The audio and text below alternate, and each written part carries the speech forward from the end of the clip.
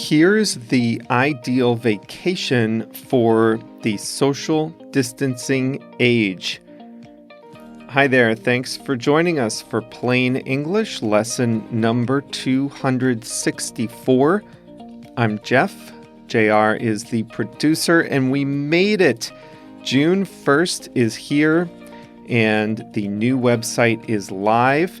Every Plain English lesson now has a lot more to it, and you can explore it all at plainenglish.com/264. Coming up today, travel by RV, recreational vehicle.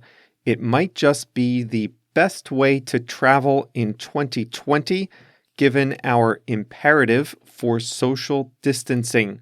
We'll talk about what it's like to RV in America. The expression we'll review today is stock up, a good phrasal verb, and of course, the whole rest of the lesson online at plainenglish.com/264.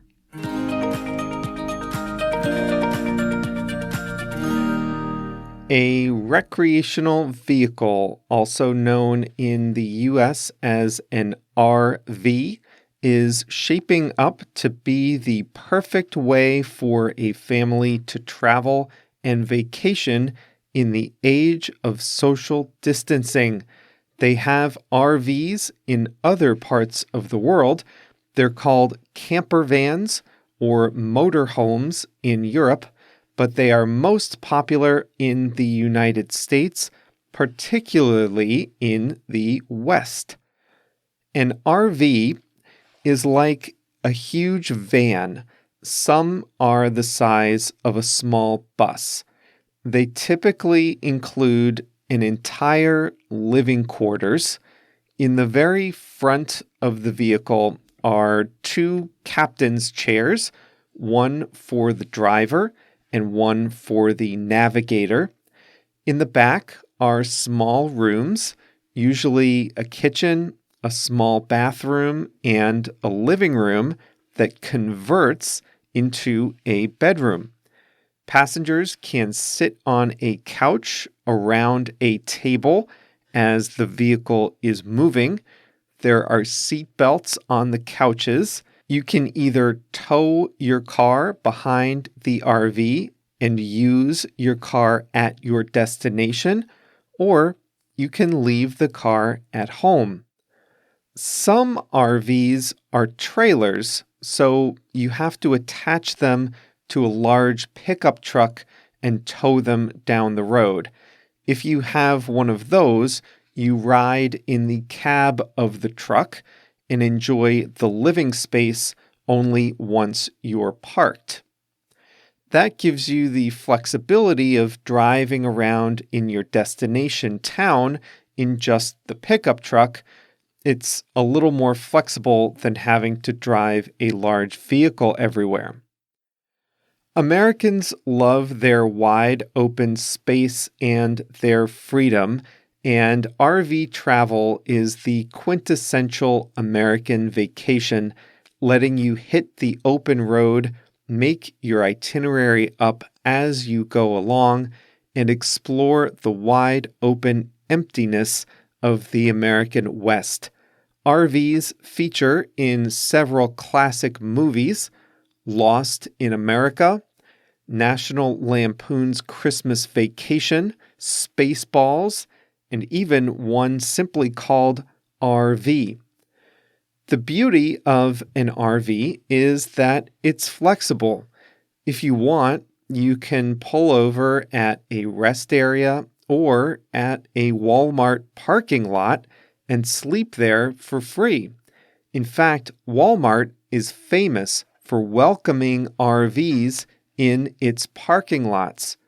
They know the families will stock up inside before leaving. Most people, though, will either camp or go to an RV park. If you camp, you just need to find a campsite that allows RVs. You can sleep outside or inside. Most RVs have an awning that opens up to cast some shade around an outdoor area. You don't need anything more than a camping spot. If you want, though, you can choose to go to an RV park. An RV park is an area just for RVs, and it typically has electrical hookups, showers, trash facilities, and maybe some entertainment. The idea is that you can drive this vehicle from place to place, and it's both your transportation and your accommodations. Many tourist destinations, again, outside the major cities, usually in the West, many destinations welcome RVs. RVs are the perfect way to see some of America's great national parks in the West, and they're typically cost-effective for family travel. They cost between $50 and $150 per night to rent, plus fuel, of course. The super luxury ones can cost $10,000 or $15,000 per week, but that's another story. RVs also happen to be the best way to travel in 2020. Think about it. You don't have to get on a plane. You don't have to book a hotel. After spending months cooped up at home, you can release all the pent-up energy for travel by exploring wide open spaces. Most of the parks are away from big cities in sparsely populated states that have fewer restrictions than big cities have. You can stock up once or twice a week at Walmart and have incidental contact with park rangers, and voila, you and your family are traveling in a socially distant manner in 2020. RV Share, a peer-to-peer rental site, is the RV equivalent of Airbnb. It has 100,000 vehicles on its platform, and they have experienced a 650% increase in booking this year. Many people are trying RV rentals for the first time.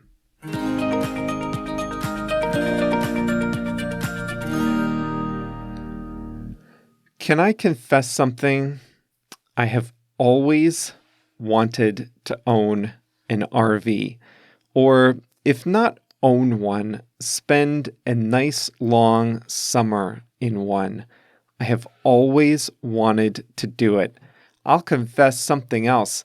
I've never traveled in one, not a single time. It's not popular on the East Coast where I grew up, and it's not really a city thing. And I've lived in big cities almost since I graduated from college. Someday I'll get it. Well, today is the day.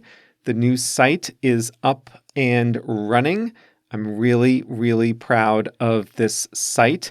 I've been working on it since mid-December, and now it has finally seen the light of day.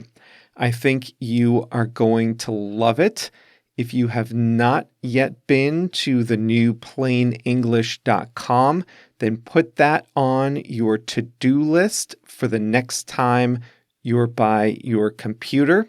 It works great on mobile too, by the way. The first thing you'll want to do is sign up for a free membership that will take you past the homepage and let you explore all the lessons and our whole archives.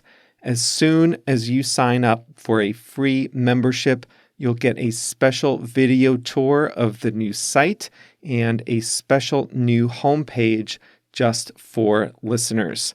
It doesn't take long just a minute or two to enter your details and sign up as a free member, and there will be lots of exciting stuff for you to explore. So check that out today, plainenglish.com.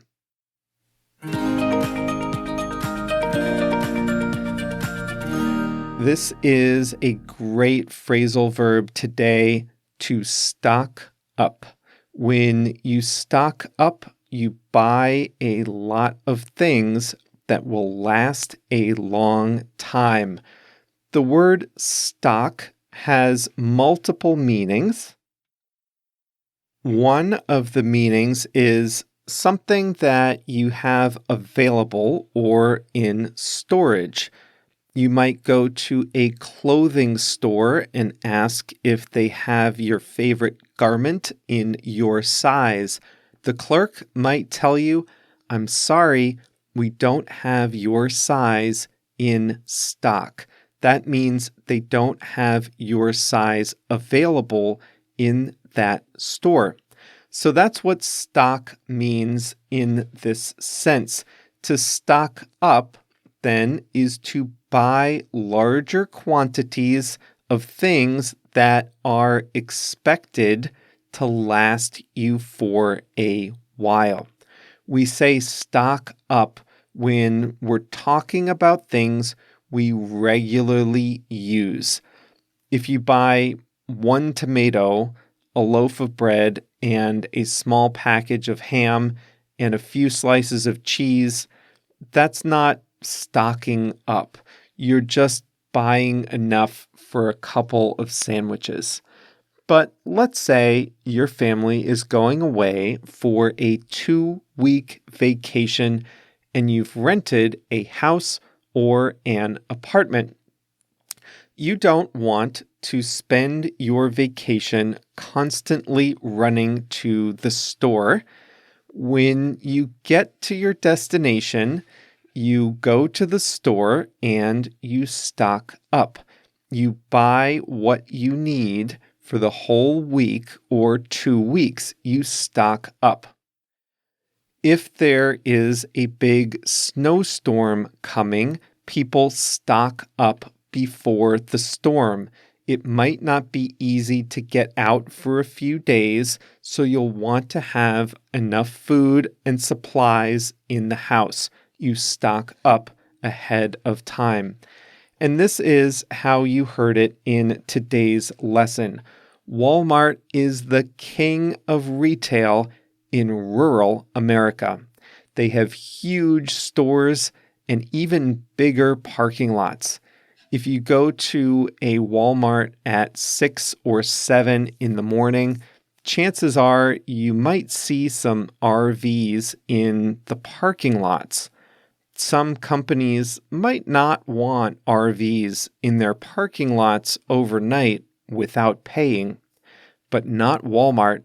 They love it. Why?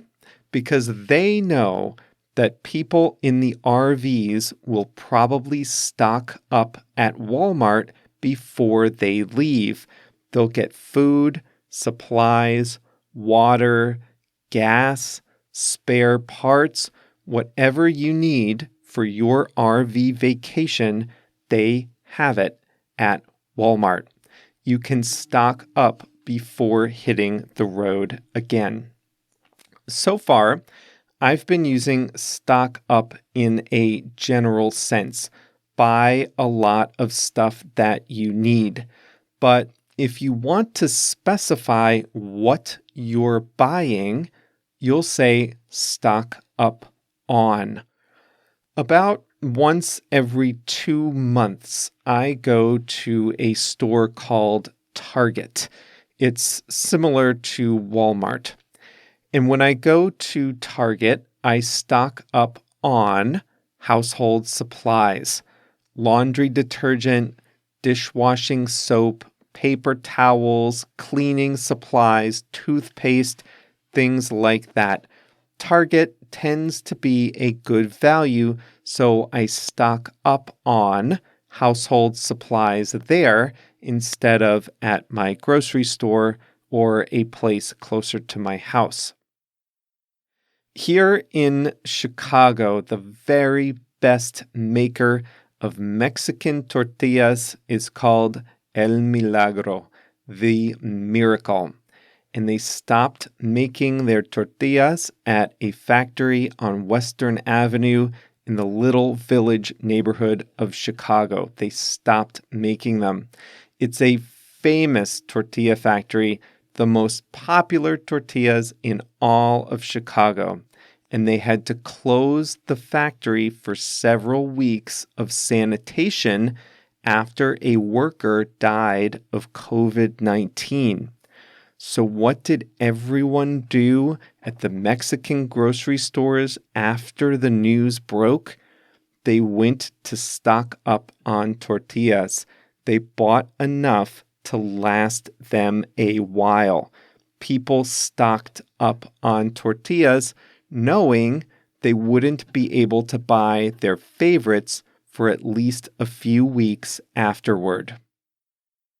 Grilling season is coming, and that means it's time to stock up on your favorite meats for the summer grilling season. Now, it's not common to say that you're stocking up on fresh food because fresh food can go bad. You can say it, but it's less common. But if you have a big freezer, you might stock up on frozen meat so you always have something to put in the fridge to cook on the grill the next day. Today is June 1st, and that means today is the official start of hurricane season in the Caribbean and Florida. It doesn't mean that there are hurricanes for the whole time, just that this is when hurricanes typically develop. If you live in Florida, you're making your annual trip to the stores to stock up on supplies in case a big hurricane comes. If you live near the coast, you need to be prepared to lose power for a few days or longer.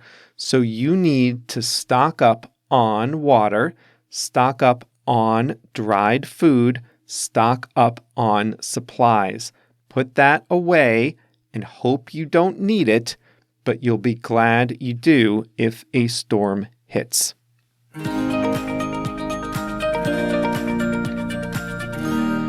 Here's your quote of the week. It's by the American author Irving Wallace. He said, "Every man can transform the world from one of monotony and drabness to one of excitement and adventure." Indeed, you can, and I like this quote because an RV is a simple way to travel. It's not exotic, and there are lots of hours on the road when you drive in an RV. But traveling by RV is a great way to feel excitement and adventure. At least it is according to me. You'll be interested to know that I live near the RV Hall of Fame. That's right. It's in the city of Elkhart, Indiana, about an hour, maybe two from Chicago. Elkhart is where they manufacture these huge vehicles. I've never been to the museum, but you can see it from the highway, right from the Indiana Toll Road on the right-hand side as you go east. So I'll have to stop in the next time I pass by. Thanks for joining us for today's Plain English. Remember to check out the new PlainEnglish.com and sign up for a free membership. That's the best way to experience all the new website has to offer. You can do that by going to PlainEnglish.com/join, JOIN, PlainEnglish.com/join.